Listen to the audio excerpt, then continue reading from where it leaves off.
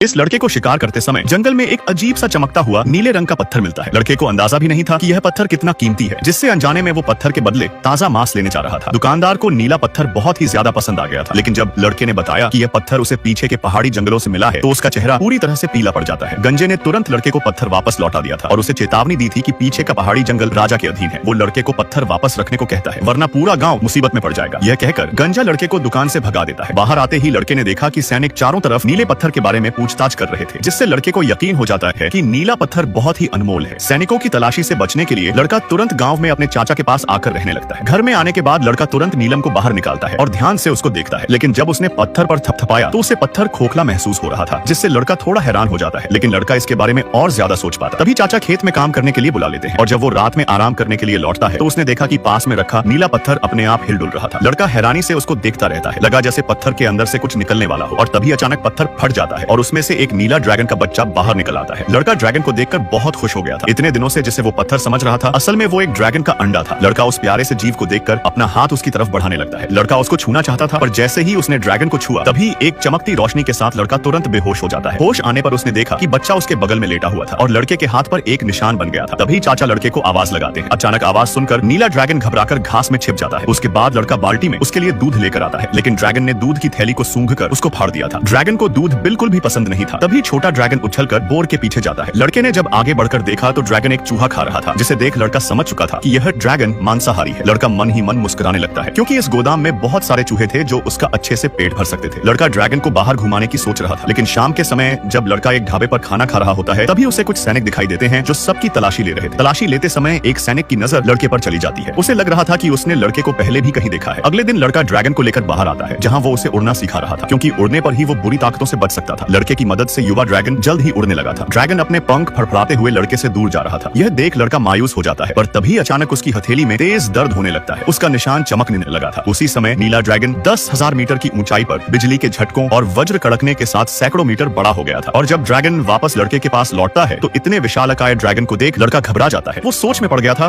कि कुछ पलों में ही ड्रैगन इतना बड़ा कैसे हो सकता है। और जब विशालकाय ड्रैगन लड़के से इंसानी भाषा में बात करने लगा तो लड़के के होश उड़ जाते हैं।